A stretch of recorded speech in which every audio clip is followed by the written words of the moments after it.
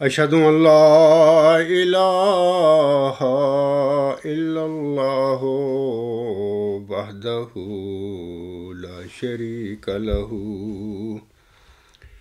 وأشهد أن محمدا عبده ورسوله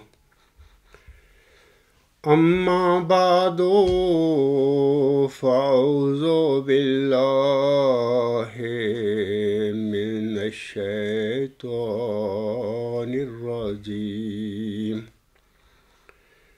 بسم الله الرحمن الرحيم الحمد لله رب العالمين الرحمن الرحيم مالك يوم الدين إياك نعبد وإياك نستعين اهدنا الصراط المستقيم صراط الذين أنعمت عليهم صراط الذين أنعمت عليهم غير المغضوب علیہم ولا الضالین۔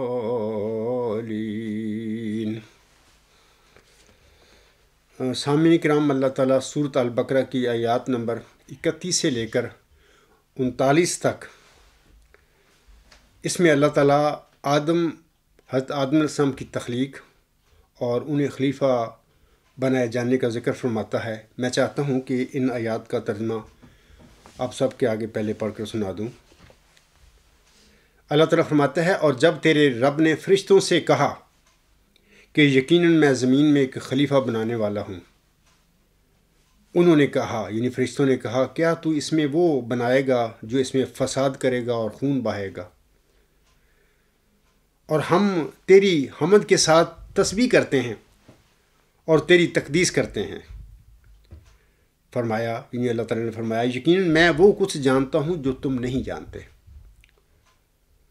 اور اس نے، یعنی اللہ تعالیٰ نے آدم کو سب نام سکھائے، پھر ان کو فرشتوں کے سامنے پیش کیا اور فرمایا، مجھے ان کے نام بتاؤ اگر تم سچے ہو۔ انہوں نے عرض کیا، یعنی فرشتوں نے کہا، تو پاک ہے، ہمیں کچھ علم نہیں مگر وہی جس کا تو نے ہمیں علم دیا، یقیناً تو ہی علم والا اور حکمت والا ہے۔ اللہ تعالیٰ نے فرمایا، اے آدم، تو ان کو ان کے نام بتا۔ پھر جب اس نے ان کو ان کے نام بتا دیے تو فرمایا، کیا میں نے تمہیں نہیں کہا تھا کہ یقیناً میں ہی آسمانوں اور زمین کے غیب جانتا ہوں، اور میں جانتا ہوں جو تم ظاہر کرتے ہو اور جو تم چھپاتے ہو۔ اور جب ہم نے فرشتوں سے کہا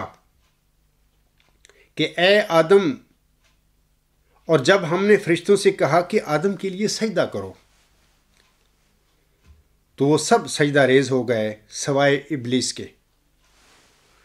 اس نے انکار کیا اور تکبر سے کام لیا اور وہ کافروں میں سے تھا۔ اور ہم نے کہا، اے آدم،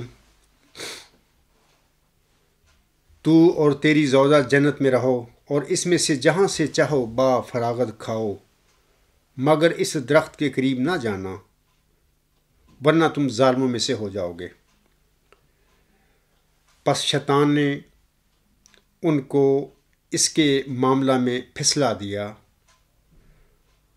پس اس سے انہیں نکال دیا، یعنی حضرت آدم علیہ السلام اور ان کی زوجہ کو، جس میں وہ تھے۔ اور ہم نے کہا، نکل جاؤ، تم میں سے بعض کے دشمن ہوں گے، اور تمہارے لیے زمین میں ایک مقررہ وقت تک ٹھہرنا اور فائدہ اٹھانا ہے۔ پھر آدم نے اپنے رب سے کچھ کلمات سیکھے، پھر وہ فضل کے ساتھ اس پر متوجہ ہوا۔ یقین وہ بہت توبہ قبول کرنے والا اور بہت رحم کرنے والا ہے۔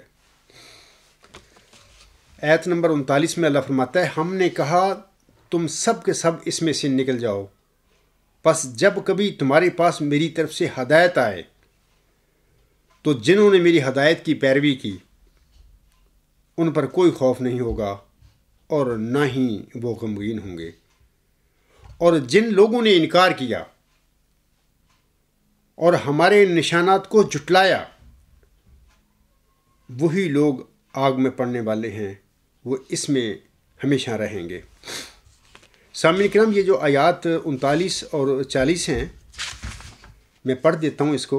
اللہ تعالیٰ ان پر فرماتا ہے، قُلْنَا اهْبِطُوا مِنْهَا جَمِيعًا فَإِمَّا يَأْتِيَنَّكُم مِّنِّي هُدًى فَمَن تَبِعَ هُدَايَا فَلَا خَوْفٌ عَلَيْهِمْ وَلَا هُمْ يَحْزَنُونَ وَالَّذِينَ كَفَرُوا وَكَذَّبُوا بِآيَاتِنَا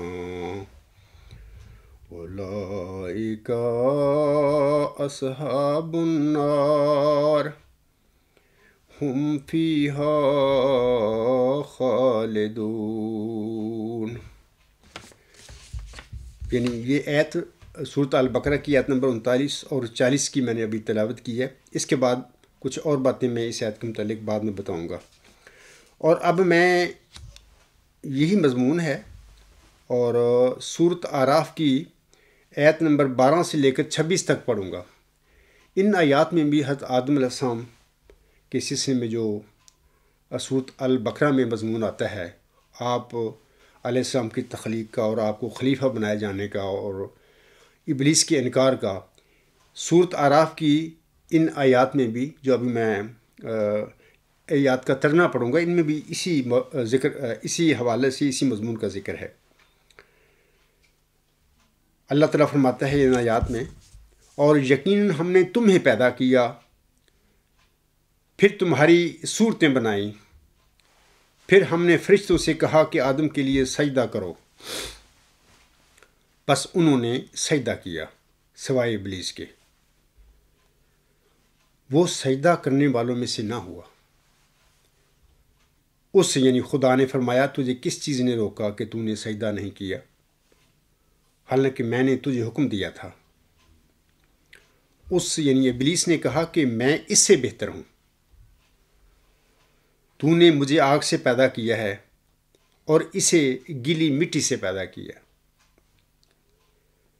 اس یعنی خدا نے کہا، پس تو اس سے نکل جا، یعنی جنت سے نکل جا، پس تیرے لیے مناسب نہیں ہے کہ تو اس میں تکبر کرے، پس نکل جا، یقیناً تو ذلیلوں میں سے ہے۔ اس یعنی ابلیس نے کہا، مجھے اس دن تک مہلت دے جب وہ اٹھائے جائیں گے۔ اس یعنی خدا نے فرمایا، یقیناً تو مہلت دیے جانے والوں میں سے ہے۔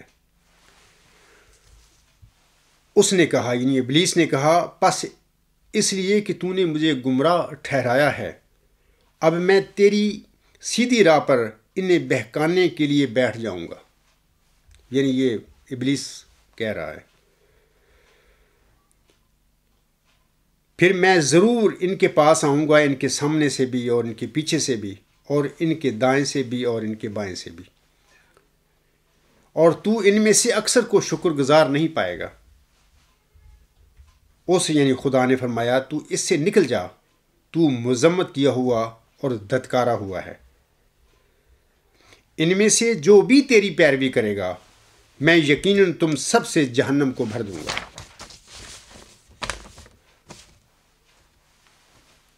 اور آیت نمبر 20 میں اللہ فرماتا ہے اور اے آدم تو اور تیری بیوی جنت میں رہو، پس تم دونوں جہاں سے چاہو کھاؤ، اور ہاں اس درخت کے قریب نہ جانا ورنہ تم ظالموں میں سے ہو جاؤ گے۔ پھر شیطان نے ان کے دل میں، یعنی جب شیطان دفع ہو گیا، جنت سے نکل گیا، چلا گیا، تو پھر شیطان نے ان کے دل میں، یعنی حضرت آدم علیہ السلام اور ان کی بیوی جو ہے ان کے دل میں وسوسہ ڈالا تاکہ وہ ان پر وہ کمزوریاں کھول دے جو ان سے چھپائی گئی تھی، یعنی ان کی شرمگاہیں۔ اور یعنی ابلیس نے آدم سے کہا کہ تمہیں تمہارے رب نے اس درخت سے اس لیے منع کیا ہے کہ کہیں تم دونوں فرشتے نہ بن جاؤ یا ہمیشہ زندہ رہنے والوں میں سے نہ ہو جاؤ۔ اور اس ابلیس نے ان دونوں سے قسم کھا کر کہا کہ یقیناً میں تمہارے خیر خواہوں میں سے ہوں۔ دیکھو کیسے یہ ابلیس جو رجیم تھا دھتکارا ہوا، کس طریقے سے قسمیں کھا کر آدم علیہ السلام اور ان کی زوجہ سے سیدھے راستے بھٹکاتا ہے، اللہ تعالیٰ کی نافرمانی کے لیے ان کو قائل کرتا ہے، مجبور کرتا ہے، وسوسے ڈالتا ہے، اور پھر یہ بھی کہتا ہے کہ میں تمہارے خیر خواہوں میں سے ہوں، یعنی برائی کروا رہا ہے، ساتھ ہی ساتھ کہہ رہا ہے کہ میں تمہارے خیر خواہوں میں سے ہوں۔ پس آگے اللہ فرماتا ہے پس انہیں دھوکے سے بہکا دیا، پس جب ان دونوں نے اس درخت کو چکھا تو ان کی شرمگاہیں ان پر ظاہر ہو گئیں، اور وہ دونوں باغ کے پتوں سے اپنے آپ کو ڈھانپنے لگے، اور ان کے رب نے انہیں آواز دی کہ کیا میں نے تمہیں اس درخت سے منع نہیں کیا تھا، اور تم سے یہ نہیں کہا تھا کہ یقیناً شیطان تمہارا کھلا کھلا دشمن ہے؟ ان دونوں نے کہا کہ اے ہمارے رب، ہم نے اپنی جانوں پر ظلم کیا، اور اگر تو نے ہمیں معاف نہ کیا اور ہم پر رحم نہ کیا تو یقیناً ہم نقصان اٹھانے والوں میں سے ہو جائیں گے۔ اس خدا نے فرمایا کہ تم سب یہاں سے نکل جاؤ، تم میں سے بعض بعض کے دشمن ہوں گے، اور تمہارے لیے زمین میں ہی ایک خاص مدت تک قیام ہے اور سامان زیست بھی۔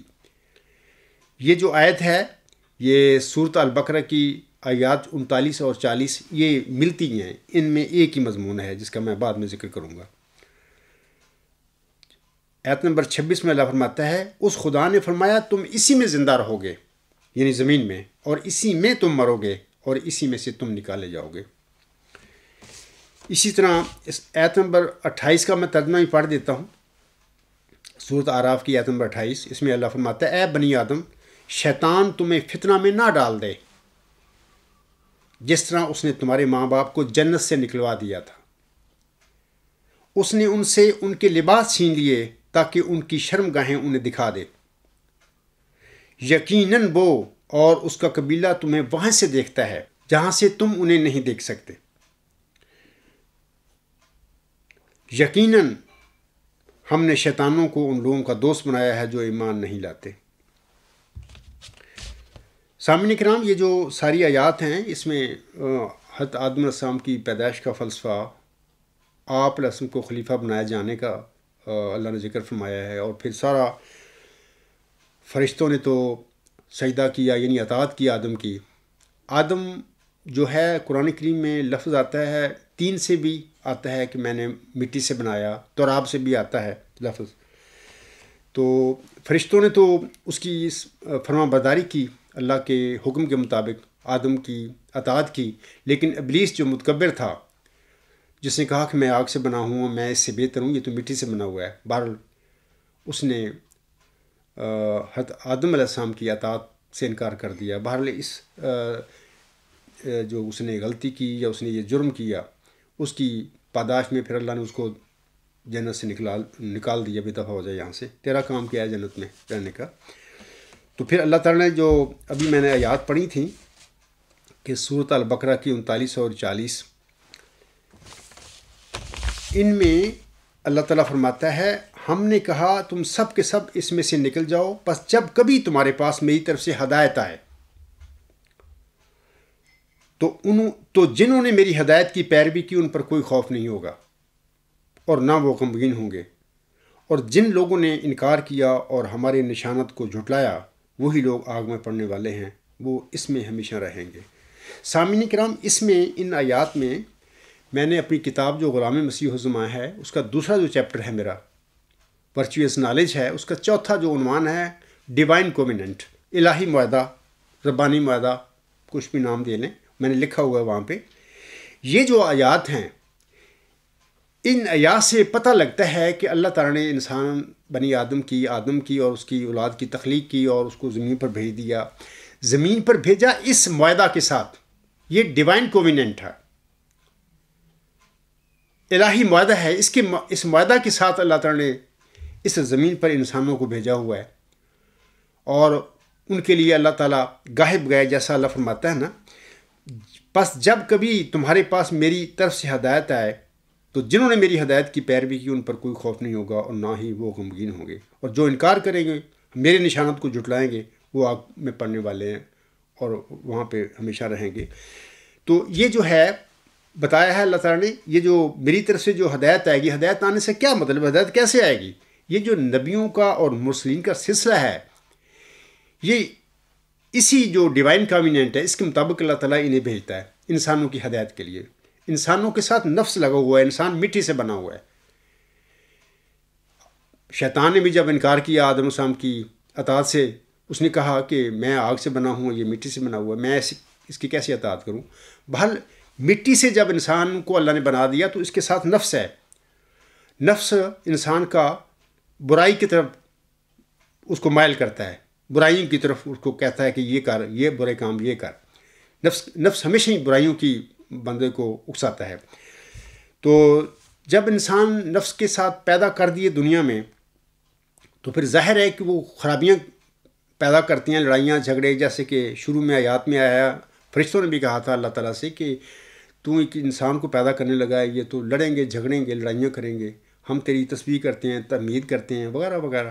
اللہ نے فرمایا تھا کہ تم نہیں جانتے جو میں جانتا ہوں۔ بہرحال اللہ تعالیٰ نے اسی ڈیوائن کووننٹ کے تحت جو فرمایا ہے کہ جب کبھی تمہارے پاس ہدایت آئے گی اور جو لوگ اس کو فالو کریں گے ان کے لیے کوئی غم نہیں ہوگا۔ یہ ہدایت کیسے آتی ہے؟ یہ نبیوں اور رسولوں کے ذریعے آتی ہے، اللہ بھیجتا ہے، یہ سلسلہ ہے انبیاء کا۔ اور سامعین کرام، میں آپ لوگوں کو بتانا چاہتا ہوں کہ جب تک اس دنیا میں نفس کے ساتھ لوگ پیدا ہوتے رہیں گے اس وقت تک یہ نبیوں کا اور رسولوں کا جو سلسلہ ہے اس میں تخلف نہیں ہو سکتا، یہ سلسلہ بند نہیں ہو سکتا۔ یہ ختم نبوت کا سٹیج جو بنا کے پھر رہے ہیں، جو نبوت بند ہو گئی، یہ سب نفسانی ان لوگوں کی باتیں ہیں۔ قرآن کریم میں کوئی ایسی بات نہیں ہے کہ اللہ تعالیٰ نے اپنے انبیاء کا اور رسولوں کا سلسلہ جو ہے مبعوث کرنے کا وہ بند کر دیا اور آسم کے بعد کسی کوئی بات نہیں، کیونکہ یا تو کوئی میرے سامنے یہ ثابت کر دینا ختم نبوت کا کوئی عالم کہ جناب آسم کے بعد جتنے بھی انسان پیدا ہو رہے ہیں وہ سارے نفس کے بغیر پیدا ہو رہے ہیں۔ یہ تو یہ عقلی دلیل ہے نا، اگر تو ثابت ہو جائے تو پھر میں بھی کہوں گا کہ ہاں واقعی کسی نبی کسی رسول کی ضرورت نہیں ہے۔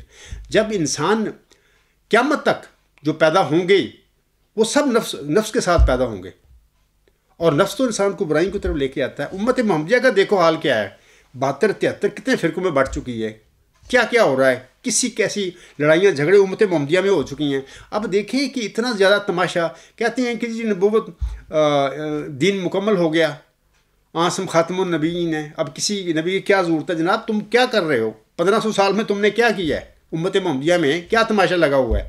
ابھی تم کہتے ہو کسی نبی رسول کی ضرورت نہیں۔ دیکھیں انسانوں کو ہدایت نہیں دے سکتے۔ لازمی بات ہے کہ اللہ تعالیٰ انسانوں کی ہدایت کے لیے جب انسان گمراہ ہو جاتے ہیں، نفس انہیں گمراہ کر دیتا ہے، تو پھر اللہ تعالیٰ ان کی ہدایت کے لیے اپنے رسول بھیجتا ہے۔ یہ اللہ کا فضل ہے لوگوں پر، اور لوگ عجیب مخلوق ہے کہ اللہ کا فضل کا انکار کرتی ہے کہ تیرے فضل کی ہمیں ضرورت نہیں، ہم بالکل ٹھیک ہیں۔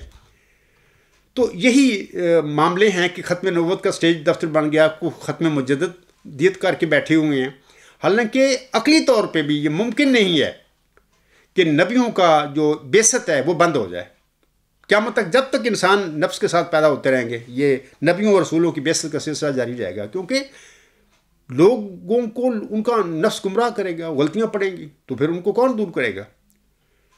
لوگ جو ہیں بغیر الہام اور وحی کے جب تک اللہ تعالیٰ کسی کو اپنے بندے کو علم نہ دے، اس کو کھڑا نہ کرے، اس وقت تک لوگوں کی جو گمراہیاں ہیں ان میں پیدا ہو جاتی ہیں، نفس پیدا کر دیتا ہے، ان کی اصلاح ممکن نہیں ہے کہ انسان اپنی عقل کے ساتھ ان کی اصلاح کر دے۔ یہ جو میں نے ابھی ذکر کیا ہے ڈیوائن کووننٹ کا، کہ میں نے اپنے دوسرا چیپٹر جو غلام مسیح الزماں کتاب ہے اس میں نے چوتھا چیپٹر ہے دوسرے باب کا، تو میں آپ لوگوں کو بتانا چاہتا ہوں کہ 16ویں 17ویں 18ویں صدی میں یورپ میں بعض ایسے مفکر پیدا ہوئے، ان میں سے سر فہرست تھامس ہابز ہے، اور اس کے بعد جان لاک ہے، اور تیسرے نمبر پر جو بڑا ہے وہ روسو ہے، پھر یہ فرینچ تھا، سوئٹزرلینڈ فرانس سے دونوں ملکوں میں یہ پیدا ہوا، سوئٹزرلینڈ میں ہوا تھا۔ یہ وہ لوگ تھے جنہوں نے اپنی عقل کی بیس پہ ایک تصور پیدا کیا، ایک کنسیپٹ دیا کہ سوشل کانٹریکٹ، عمرانی معاہدہ۔ ان کی بیس یہ تھی اس کا پیش کرنے کے لیے کنسیپٹ کو، کہ شروع میں جب انسان غاروں میں رہتے تھے، جنگلوں میں زندگی گزارتے تھے، اس وقت انہوں نے آہستہ آہستہ آپ اکٹھے ہوئے اور انہوں نے آپس میں کچھ اصول بنانے شروع کر دیے کہ ہم اکٹھے رہیں، کچھ اصول بنائیں اور اس اصول کے مطابق ہم اپنی زندگی گزاریں مل جل کے اکٹھے۔ اسی قسم کی تصورات کے بیس پہ یہ سوشل کانٹریکٹ کا تصور دیا گیا انسانوں کو، عقل کی بنیاد پر نا۔ اور یہ تین جو میں نے نام لیے ہیں، تھامس ہابس، اس کی بڑی مشہور کتاب ہے لیویادان، اور اس کے بعد جان لاک ہے، دونوں انگلش ہیں، اور روسو جو ہے وہ پیدا تو غالباً سوئٹزرلینڈ میں ہوا تھا اور فرانس میں بھی رہا ہے۔ بہرحال اس نے بڑا، یہ جو فرینچ ریولیوشن ہے آیا تھا، یہ اس کی بنیاد یہی یہ روسو کے خیالات تھے، جس کے نتیجے میں وہ انقلاب پھر پیدا ہوا۔ میں یہاں پر آپ لوگوں کو کہنا چاہتا ہوں کہ یہ جو مفکر تھے، انہوں نے عقل کی بنیاد پر ایک کانٹریکٹ دیا، بھئی ہم انسانوں کا یہ سوشل کانٹریکٹ کے ساتھ ہم زندگی گزار رہے ہیں، انسانوں نے بنایا۔ حالانکہ یہ سب بے بنیاد باتیں ہیں، انسانوں نے کہاں بنایا۔ میں آپ لوگوں کو بتانا چاہتا ہوں کہ میں نے اس سوشل کانٹریکٹ کو ریپلیس کیا ہے ڈیوائن کووننٹ کے ساتھ، اور میں سمجھتا ہوں الحمدللہ اللہ کا فضل اور احسان ہے مجھ پر کہ 1500 سال میں آج تک امت محمدیہ میں بھی کسی مجدد، کسی فلاسفر، اسلامی فلاسفر میں کہہ رہا ہوں، کسی نے یہ تصور نہیں پیش کیا، کسی نے یہ نہیں بات لکھی کہ دراصل سوشل کانٹریکٹ تو ایک بیس لیس اللاجیکل ایک کانسیپٹ ہے، اس کی تو بنیاد ہی نہیں ہے۔ اصل جو ہے کووننٹ ہے وہ اللہ تعالیٰ کا الہی معاہدہ ہے، جس کے ساتھ بنی آدم پیدا ہوئے ہیں، اس زمین پر بھیجے گئے ہیں۔ تو بہرحال ایک ضمنی سی یہ بات ہے، میں نے آپ لوگوں کو بتائی۔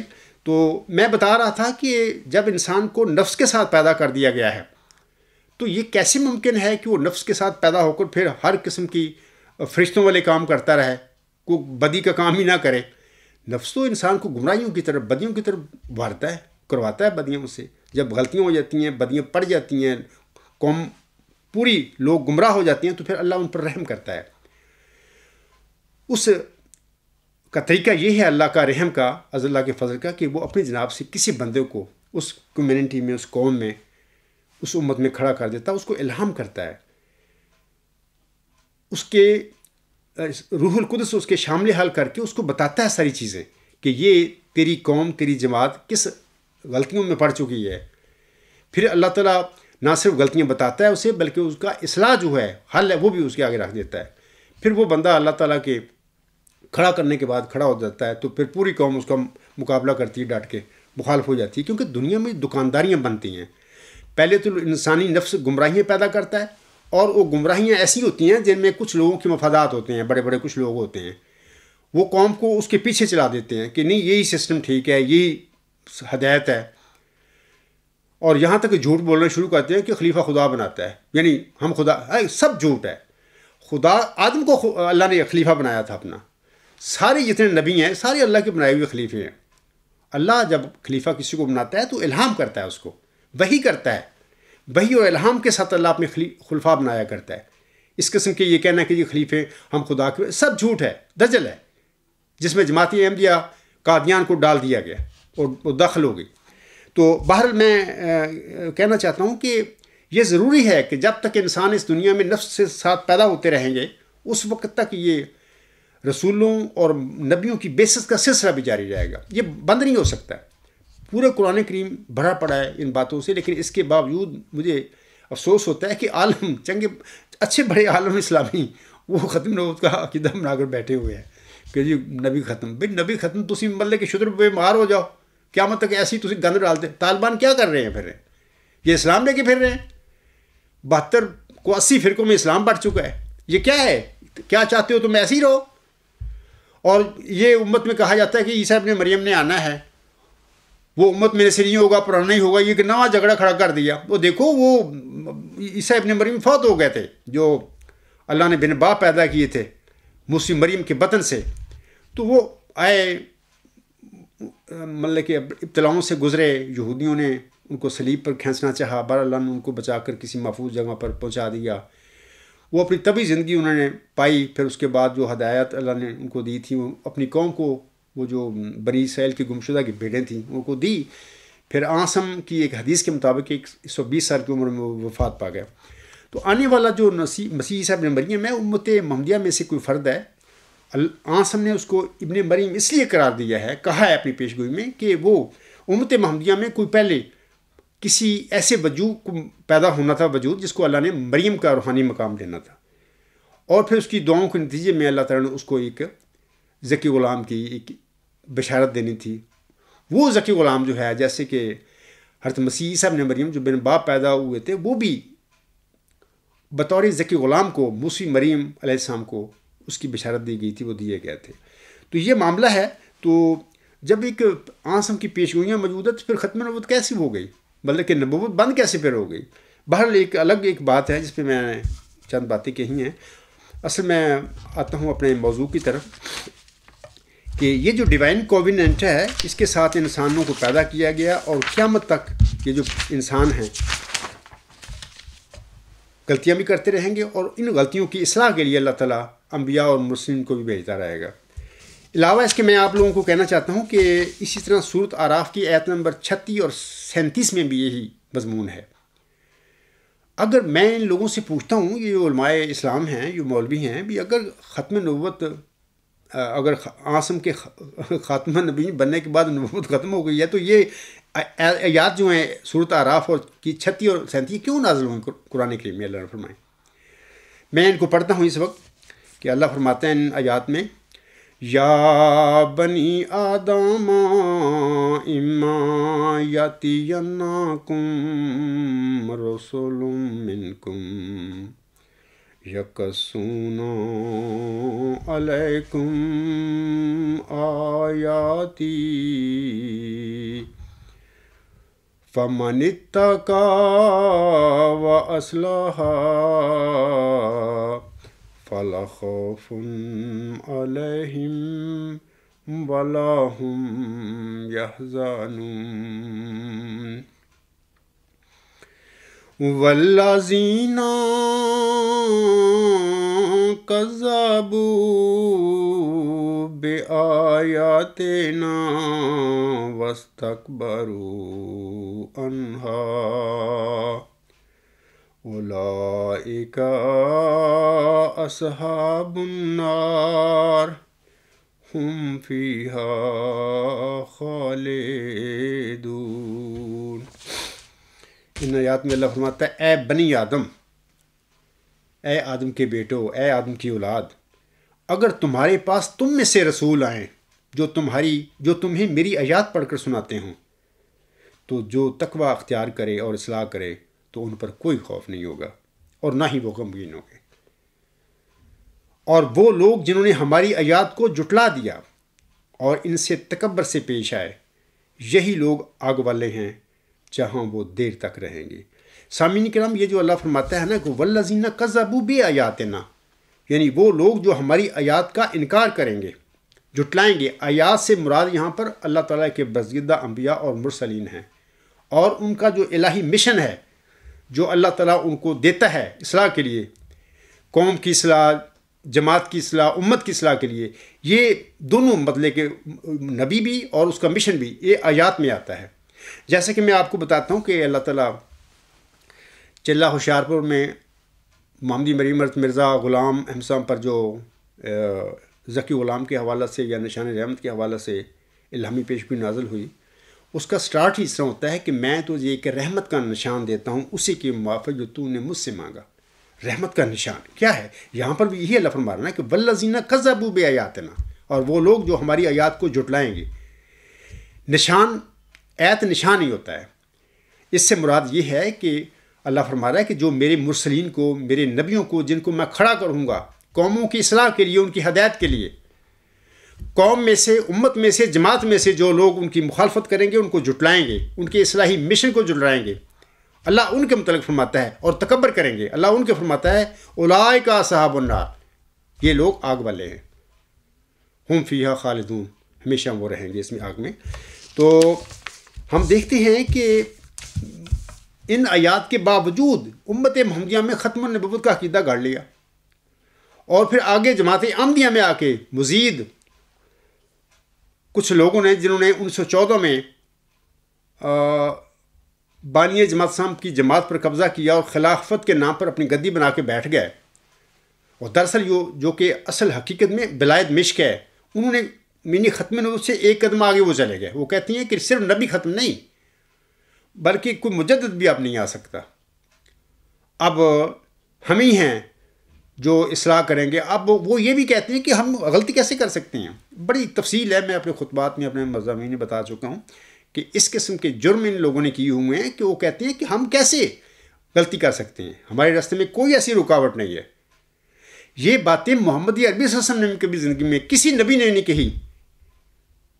ہم اتنی استغفار کیا کرتے تھے. یہ ایسے لوگ ہیں کہ کہتے ہیں کہ ہمارے آگے کوئی رکاوٹ نہیں جو ہم غلطی کر لیں. یعنی خود دیکھو، ان کی یہ سٹیٹمنٹ بتا رہے ہیں کہ گمراہ لوگ ہیں، انہوں نے پوری جماعت کو گمراہ کر دیا. تو میں کہہ رہا تھا کہ جب تک انسان نفسوں کے ساتھ پیدا ہوتے رہیں گے دنیا میں، اس وقت تک نبی اور رسول بھی آتے رہیں گے، کیونکہ لوگ غلطیاں کریں گے نفس کی وجہ سے، لڑائیاں ہوں گی، جھگڑے ہوں گے، عقائد بنیں گے، غلط بنیں گے، گمراہیاں پیدا ہوں گی. لوگ خدا کے نام پر اپنے کچھ سے کچھ بنا کے بیٹھ جائیں گے مذہب کے نام پر. پھر ان کی اصلاح کے لیے تو ظاہر ہے کہ اللہ تعالیٰ پھر کسی بندے پر الہام فرمائے گا، وحی کرے گا، اس کو کھڑا کرے گا. تو جب وہ کھڑا ہوگا تو پھر پوری قوم اس کے مخالف، جنگ شروع. تو پورے یہ بھی آپ دیکھیں، پوری مذہبی تاریخ میں لوگ اپنا بنایا ہوا قبول کرتے ہیں، اس کو کوئی مخالفت نہیں کرتے، بلکہ اس کے حرب ڈالتے ہیں اس گلوں میں. لیکن خدا کا بنایا ہوا ان کو قبول نہیں ہوتا، کیونکہ خدا کے بنائے ہوئے کے ساتھ لوگوں کے، اکثر لوگوں کے، میں متقیوں کی بات نہیں کر رہا، متقی تو سمجھ جاتے ہیں، متقی تو آگے پیچھے اس کے لڑتے ہیں، کیونکہ تقوی ایک ایسی چیز ہے جو جس انسان میں اگر ہو تو اس کو فوری طور پر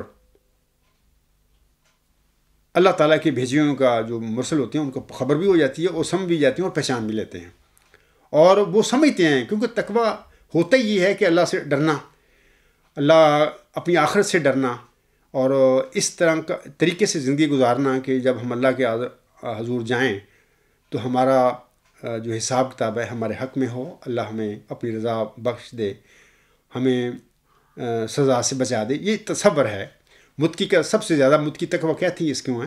تو وہ تو فوری طور پر پہچان جاتے ہیں کہ یہ بندہ اللہ نے کھڑا کیا ہے، یہ جو باتیں کہہ رہا ہے یہ اپنی نفس کی ہو ہی نہیں سکتی. تو یہ جو دوسرے لوگ ہوتے ہیں جن کی دکان خراب ہوتی ہے، پھر وہ جن کے چندے انہوں نے شروع کیے ہوتے ہیں، وہ سارا مال اکٹھا کر رہے ہوتے ہیں، جب ان پر ضرب پڑتی ہے اس بندے کی، جب وہ آتا ہے خدا کی طرف سے، تو وہ لڑائی شروع ہو جاتی ہے. اخراج، مقاطعہ، ہر زمانے میں محمد صلی اللہ علیہ وسلم کا سب سے بڑا اخراج کر کے وہ شبہ ابی طالب میں بٹا دیا ابو جہل نے اور اس کے ساتھیوں نے. اور پھر اللہ تعالیٰ نے پھر مدد فرمائی، وہ اس شبہ ابی طالب سے بھی نکالا. باقی اللہ تعالیٰ نے پھر زندگی میں اللہ تعالیٰ نے پھر ان کو فتح مکہ کی نعمت بھی دی، ایک عظیم مطلب کہ کامیابی دی. تو میں کہہ رہا ہوں کہ ختم نبوت کا عقیدہ کو عقل اس کو قبول ہی نہیں کرتی، کیونکہ جب تک انسان نفس کے ساتھ پیدا ہوتے رہیں گے اس وقت تک نبی دنیا میں رسول آتے رہیں گے، ہو ہی نہیں سکتی. ہاں، اگر کوئی ایسا لمحہ دنیا میں آ جائے کہ انسان نفس کے بغیر پیدا ہونا شروع ہو جائے، وہ تو پھر فرشتے ہوں گے نا. تو کسی نبی کی پھر ضرورت ہی نہیں ہے، کسی رسول کی ضرورت نہیں ہے، کیونکہ انہوں نے تو گڑبڑ کرنی ہی نہیں. فرشتے ڈس اوبے کرتے ہی نہیں اللہ کی. تو جب فرشتوں کے طور پر انسان پیدا ہونا شروع ہو جائیں گے تو پھر تو نبی رسول کی ضرورت ہی نہیں ہے، نہ انہوں نے کوئی لڑائی کرنی ہے، نہ انہوں نے گمراہی اختیار کرنی ہے۔ لیکن یہ ممکن نہیں ہے۔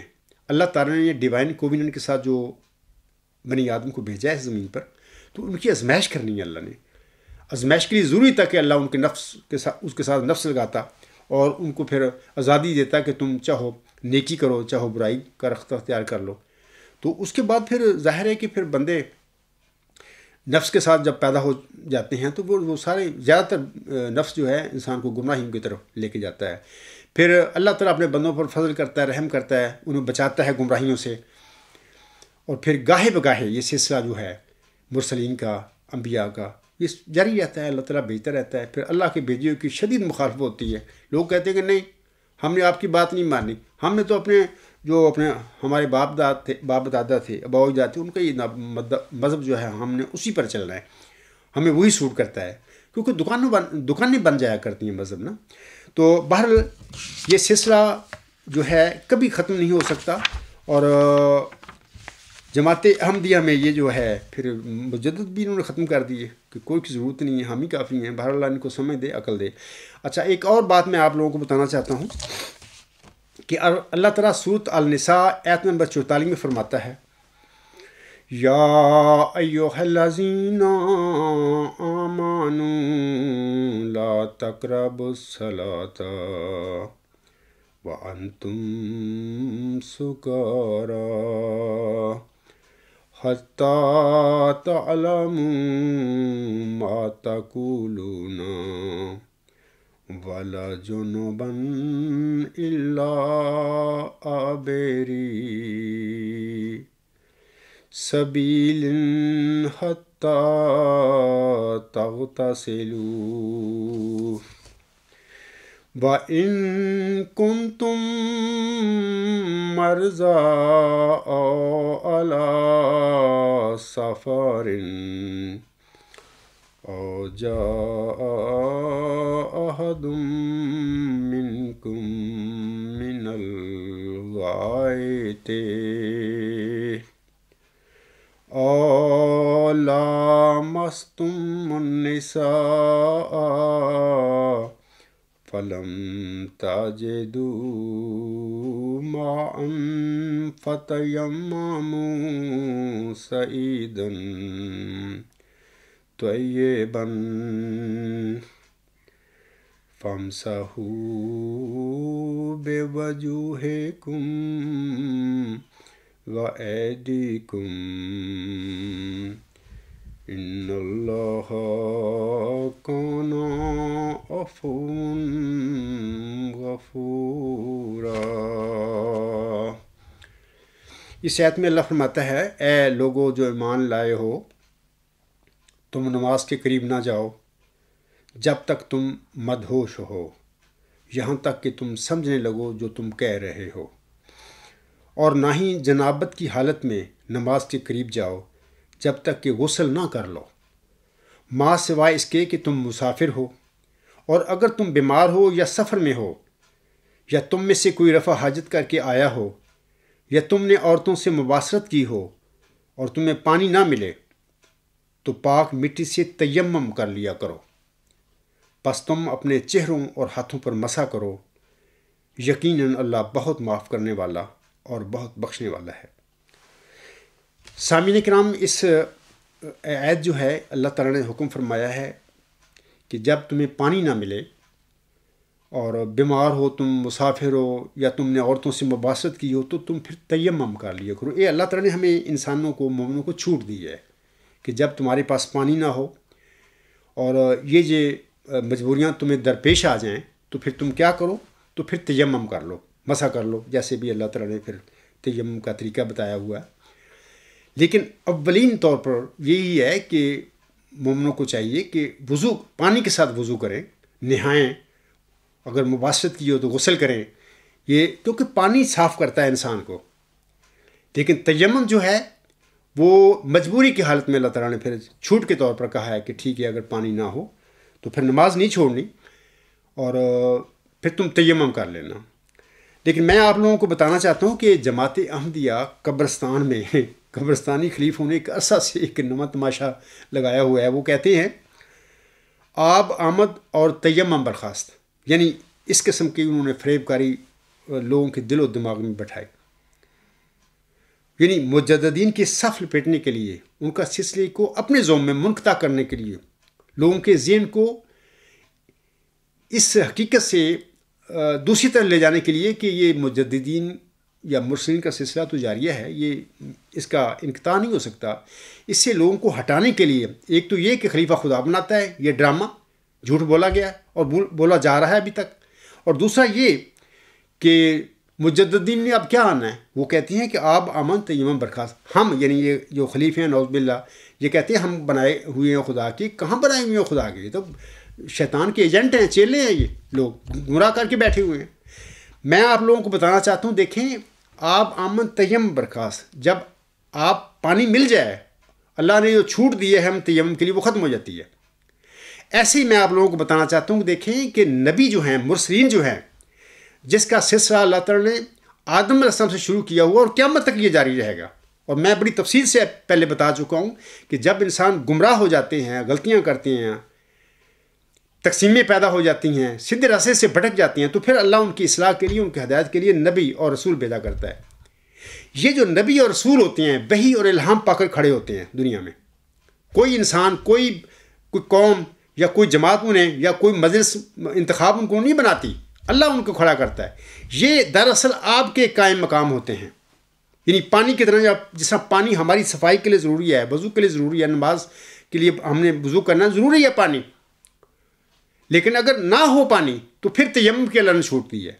ایسے ہی یہ جو مرسلین کا سلسلہ ہے، یہ اللہ الہام کے ساتھ کھڑا کرتا ہے، ان کو وحی کے ساتھ کھڑا کرتا ہے. حضرت صلی اللہ علیہ وسلم سے پہلے 1,24,000 نبی دنیا میں آئے ایک حدیث کے مطابق. تو یہ سارے اللہ کے نبی اور رسول تھے. یہ سارے بشمول آسم کے اور بشمول مرزا صلی اللہ علیہ وسلم کے، یہ سارے اور جتنے بھی مجدد آئے مرزا صلی اللہ علیہ وسلم سے پہلے بھی، یہ سارے الہام کے ساتھ کھڑے ہوئے. امت محمدیہ میں انہوں نے تجدید کی. یہ سارا جو سلسلہ ہے رسولوں کا، یہ آپ کا قائم مقام ہے. یعنی انسان کی ہدایت کے لیے انسان جو ہے عقل سے لوگوں کو ہدایت نہیں دے سکتے. یا ایسے جھوٹ موٹ کے جو خلیفے ہوتے ہیں بن بیٹھتے ہیں جی ہمیں خدا نے بنایا. اس قسم کے لوگ تو گمراہ کرتے ہیں، لوگوں کو گمراہیوں میں ڈالتے ہیں. یہ ہدایت نہیں دے سکتے. ہدایت کون دیتا ہے؟ ہدایت اللہ کا بندہ دیتا ہے، جس کو اللہ کھڑا کرتا ہے الہام کے ساتھ، اس کو وحی کرتا ہے. اس قسم کے لوگ جو ہوتے ہیں الہام کے ساتھ کھڑے ہونے والے اور نبوت اور رسالت کے مقام پر فیض ہونے والے اللہ تعالیٰ کی طرف سے، یہ لوگ ہوتے ہیں آپ کے قائم مقام ہوتے ہیں. ہاں، جیسے کہ اسلام سے پہلے یہودیوں میں، بنی اسرائیل میں ہم دیکھتے ہیں کہ اکثر جو خلیفے تھے اللہ تعالیٰ خود الہام نے کھڑا کرتا تھا. پے در پے رسول آئے، ان میں نبی آئے. ایک ایک وقت میں سینکڑوں لکھا ہوا ہے کہ نبی ہوتے تھے. لیکن امت محمدیہ میں آسم کے بعد یہ سلسلہ تھوڑا سا بدل گیا. وہ یہ کہ آسم نے فرما دیا کہ میرے بعد ہر صدی کے سر پر اللہ تعالیٰ امت میں سے ایک بندے کو کھڑا کیا کرے گا، جو کہ اس 100 سال میں جو غلطیاں میرے دین میں پڑ جائیں گی ان کی وہ تجدید کرے گا، ان کی اصلاح کرے گا. یہ نہیں کہا آسم نے کہ خود ہی بندے یعنی اپنی اصلاح کرتے پھریں گے میری امت میں. نہیں، آسم نے فرمایا خدا اس کو کھڑا کرے گا، اس بندے کو، یعنی وہ الہام کے ساتھ کھڑا ہوگا. یہ جو سارے لوگ ہیں، وہ خواہ مجدد ہوں، خواہ نبی ہوں، خواہ رسول ہوں، کوئی بھی ہو، جتنے بھی یہ لوگ ہیں الہام کے ساتھ کھڑے ہونے والے، یہ سارے آپ کے قائم مقام ہیں. کیونکہ یہی لوگ ہوتے ہیں جو اللہ سے ہدایت پا کر، اللہ سے الہام پا کر لوگوں کی اصلاح کرتے ہیں، ان کو گمراہی سے نکالتے ہیں.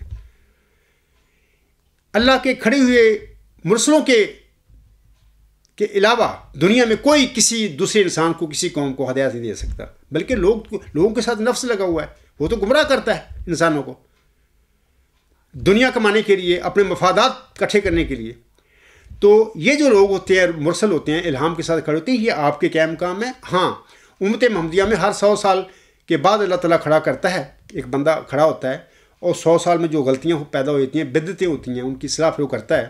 لیکن 100 سال کے درمیان کچھ لوگ جو ہوتے ہیں وہ غلطیاں پیدا کرتے ہیں نفس کے ذریعے، نفس کے ساتھ. تو یہ جو قبرستانی خلیفے اینڈ کمپنی سارے جو ہیں، مرزا بشیر الدین محمود احمد، یہ کہتی ہیں کہ آب آمد تیمم برخاست. ہم آب ہیں اور تیمم مجددین جو تیمم ہیں.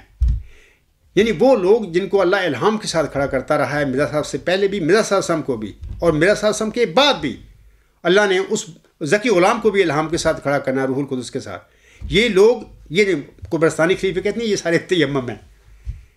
انا للہ و انا الیہ راجعون. دیکھو یہ لوگ کتنے گمراہ لوگ ہیں، کیسا انہوں نے لوگوں نے احمدیوں کو گمراہ کیا. خود آپ بن کے بیٹھے ہوئے. آپ اللہ کے مرسل ہوتے ہیں جو اللہ سے الہام اور وحی پا کر پہلے خود اللہ انہیں ہدایت دیتا ہے. ہدایت ملنے کے بعد پھر اللہ کے عذر کے ساتھ وہ کھڑے ہوتے ہیں اور قوم کو ہدایت دیتے ہیں، لوگوں کی اصلاح کرتے ہیں. یہ لوگ دراصل آپ ہوتے ہیں. یہ لوگ کہتے ہیں کہ نہیں، آپ ہم ہیں.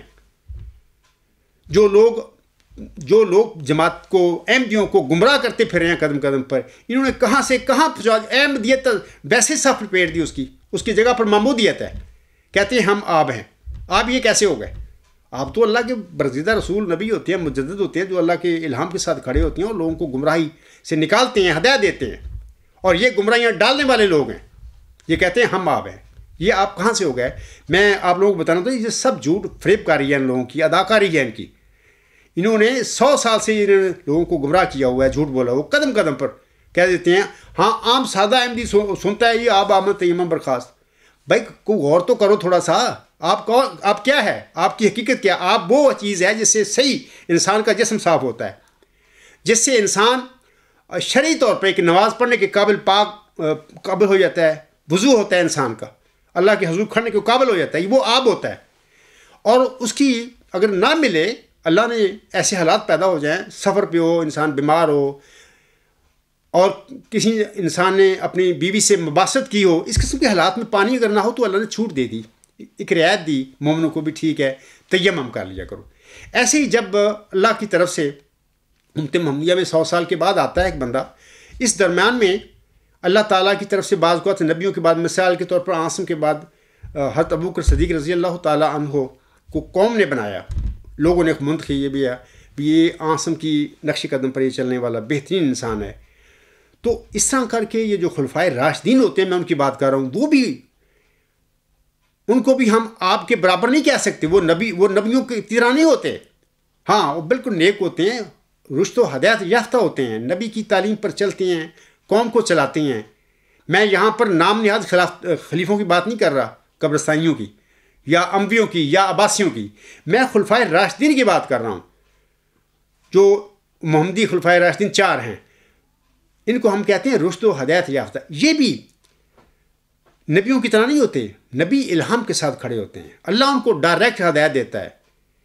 یہ لوگ ہوتے ہیں نبی سے ہدایت پاتے ہیں، بہترین انسان ہوتے ہیں اپنی قوم میں، اپنی امت میں، تو پھر قوم کو ہدایت کی طرف لے کے جاتے ہیں. لیکن یہ جو سلسلہ ہوتا ہے خلفائے راشدین کا، یہ دائمی نہیں ہوتا. جیسے کہ عاصم نے فرمایا کہ ہر نبوت کے بعد خلافت ہے اور ہر خلافت کے بعد ملوکیت ہے. یہ شارٹ لیوڈ ہوتی ہے، تھوڑے ٹائم کے لیے لوگ آتے ہیں، پھر اس کے بعد خلافت کے نام پر ملوکیت بن جاتی ہے. وہ پھر صدیوں پھر خلافت کے نام پر لوگوں کو یوز کرتے ہیں، ڈکٹیٹ کرتے ہیں اور حکومتیں کرتے ہیں، کہتے ہیں جی ہم خلیفے ہیں، حالانکہ خلیفے نہیں ہوتے. تو میں بتاتا ہوں کہ یہ خلفائے راشدین بھی جو ہوتے ہیں، یہ بھی الہامی خلیفے نہیں ہوتے، لوگوں کے اپنے بہترین انسان ہوتے ہیں، چنے ہوئے ہوتے ہیں. لیکن ان کا دورانیہ جو ہوتا ہے بڑا تھوڑا سا ہوتا ہے. مثلا عاصم کے بعد 30 سال میں یہ سلسلہ ختم ہو گیا خلفائے راشدین کا. پھر حضرت مرزا صلی اللہ علیہ وسلم کے بعد بھی ایک بہترین انسان آیا، اس کی جو خدمت تھی 6 سالہ دور ہے اس کا. اس کے بعد پھر اس کی صف لپیٹ دی احمدیہ سلسلہ جو تھا، امارت کا یا قیادت کا یا ہدایت یافتہ جو قائدین کا سلسلہ ہوتا ہے، وہاں پہ ختم کر دیا 1914 میں. اس کی جگہ پر خلافت کے نام پہ ایک خاندانی جاگیر شروع ہو گئی، خاندانی گدی شروع ہو گئی. کہا جاتا ہے کہ ہم خدا کے بنائے خلیفے. اتنے بڑے ان لوگوں نے 100 سال میں جھوٹ بولے ہیں، اتنی خباستیں پھیلائی ہیں جماعت میں کہ لوگوں کو تو پتہ ہی نہیں احمدیت ہوتی کیا ہے.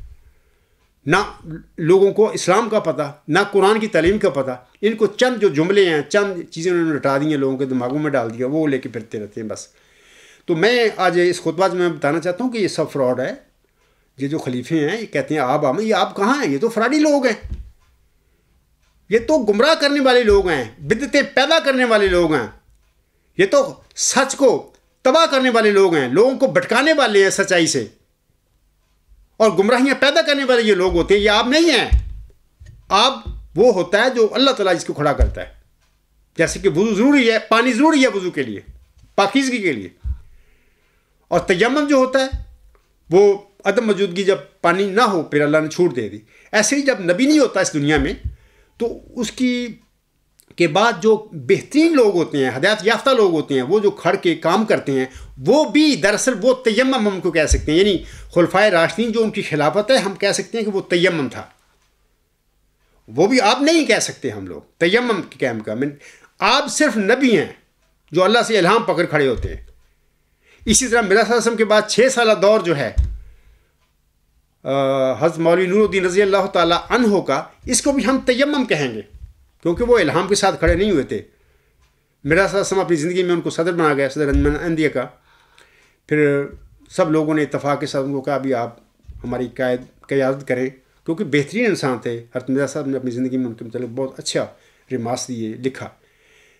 لیکن ان کا دور بھی قدرت ثانیہ وہ کیسے ہو گئے؟ قدرت ثانیہ بھی وہ لوگ ہیں جڑے کہ یہ جو مجددین کا سلسلہ اعظم کے بعد یہ سارے قدرت ثانیہ کے مظاہر ہیں. اور مرزا صلی اللہ علیہ وسلم کے بعثت کے بعد یہ قدرت ثانیہ کا سلسلہ احمدی قدرت ثانیہ میں داخل ہو گیا، منتقل ہو گیا. اور آگے ذکی غلام جو ہے مرزا صلی اللہ علیہ وسلم کے بعد آنے والا، وہ احمدی قدرت ثانیہ کا مظہر اول ہے. تو خلیفہ حضرت مولوی نور الدین رضی اللہ تعالیٰ عنہ کا دور بھی جو تھا یہ بھی تیمم ہے. وہ آپ نہیں تھے، آپ مرزا صلی اللہ علیہ وسلم تھے.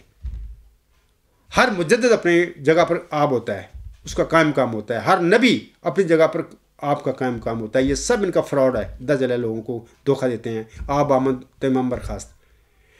یہ تو تیمم کہاں ہے؟ یہ تیمم خلفائے راشدین تھے. تیمم مولوی نور الدین رضی اللہ تعالیٰ عنہ تھا. یہ تو لٹیرے ڈاکو ہیں، یہ بلائد مشک ہے جو تمہارے گالے پڑ گئی ہے احمدیوں کے. تو یہ بہرحال میں نے بتا دیا آپ لوگوں کو کہ جو اللہ کے مرسل ہوتے ہیں، نبی ہوتے ہیں، وہ آپ کے قائم کام ہوتے ہیں. اور ان کی عدم موجودگی میں جو قوم کے بہترین لوگ ہدایت یافتہ ہوتے ہیں، جن کو قوم کھڑا کرتی ہے، جیسے کہ خلفائے راشدین تھے چاروں، یہ تیمم ہوتا ہے. تو اس کے بعد تو پھر ملوکیت شروع ہو جاتی ہے نا. تو وہ تو تیمم کیا ہے؟ کچھ بھی نہیں ہے. وہ تو سب دنیا دار لوگ ہوتے ہیں لیکن کہتے ہیں اپنے آپ کو خلیفے. ایسے مولوی نور الدین رضی اللہ تعالیٰ عنہ دور بھی تیمم تھا. حضرت مرزا صلی اللہ علیہ وسلم آپ کے قائم مقام تھے.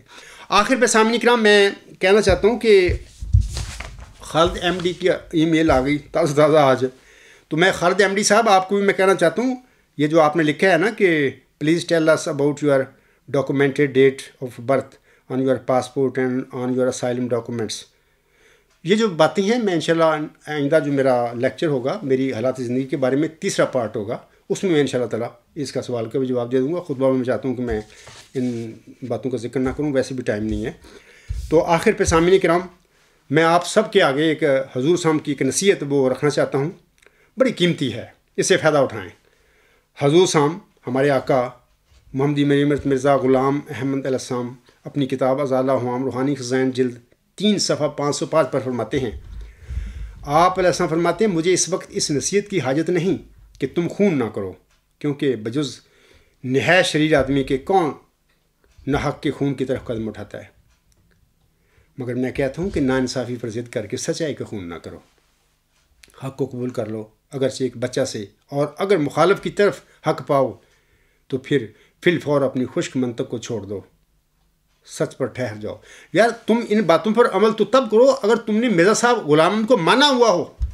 تم تو چھوڑ چکے ہو اس کو، مرتد لوگ ہو تم بشیر الدین محمود کے پیروکار ہو. آگے اللہ حضور صاحب فرماتے ہیں سچ پر ٹھہر جاؤ اور سچ کی گواہی دو، جیسا کہ اللہ جل شانہ فرماتا ہے فَإِجْتَنِبُوا الرِّجْسَ مِنَ الْأَوْثَانِ وَإِجْتَنِبُوا قَوْلَ الزُّورِ. یعنی بتوں کی پلیدی سے بچو اور جھوٹ سے بھی کہ وہ بت سے کم نہیں. جو چیز قبلہ حق سے تمہارا منہ پھیرتی ہے وہی تمہاری راہ میں بت ہے. سچی گواہی دو اگرچہ تمہارے باپوں یا بھائیوں یا دوستوں پر ہو. سامعین کرام سنیے، اے احمدی بہنوں بھائیوں بزرگوں جو سادہ لوگ ہو، میں ان سے کہہ رہا ہوں کہ میرا سسم کیا فرما رہے ہیں، اس پر عمل کرو. حضور صاحب فرماتے ہیں سچی گواہی دو اگرچہ تمہارے باپوں یا بھائیوں یا دوستوں پر ہو. چاہیے کہ کوئی بھی عداوت تمہیں انصاف سے مانے نہ ہو. تو آخر پہ میں حضور صاحب کے چند اشعار پڑھنا چاہتا ہوں، اور اللہ تعالیٰ کے حضور جو انہوں نے التجائیں کی تھیں اپنے زمانے میں 1 صدی پہلے، آج میں بھی وہی التجائیں اپنے اللہ تعالیٰ کے حضور کرتا ہوں کہ اے خدا میری بھی تیرے حضور یہی التجائیں ہیں۔ حضرت ہم فرماتے ہیں تیری طاقت سے جو منکر ہیں انہیں اب کچھ دکھا۔ تیری طاقت سے، یعنی اللہ تعالیٰ کی طرف وہ کہتے ہیں کہ تیری طاقت سے جو منکر ہیں انہیں اب کچھ دکھا، پھر بدل دے گلشن و گلزار سے یہ دشت خار۔ اس وقت جماعت احمدیہ قبرستان وہ دشت خار ہے۔ میری بھی دعا ہے اللہ تعالیٰ کے حضور کہ اے اللہ تعالیٰ اس کو گلشن و گلزار میں بدل دے، اس دشت خار سے لوگوں کی جان چھڑا دے، اس بلائے دمشق سے جان چھڑا دے۔ آگے حضور صلی اللہ علیہ وسلم فرماتے ہیں ایک کرشمہ سے دکھا اپنی وہ عظمت اے قدیر، ایک کرشمہ سے دکھا اپنی وہ عظمت اے قدیر، جس سے دیکھے تیرے چہرے کو ہر ایک غفلت شعار۔ یا الہی ایک نشان اپنے کرم سے پھر دکھا، یا الہی ایک نشان اپنے کرم سے پھر دکھا، گردنیں جھک جائیں جس سے اور مکذب ہوں خار۔ اسی پہ میں اپنا خطبہ ختم کرتا ہوں۔ وما علینا الا البلاغ وآخر الدعوانا ان الحمد للہ رب العالمین۔ اولم و آخرم و ظاہرم و باطنا و مولانا نعم المولا و نعم النصیر و نعم الوکیل۔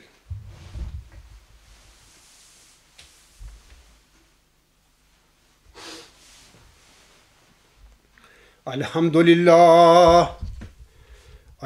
للہ نحمدہ ونستعینہ ونستغفرہ ونؤمن بہ ونتوکل علیہ ونعوذ باللہ من شرور انفسنا ومن سیئات اعمالنا۔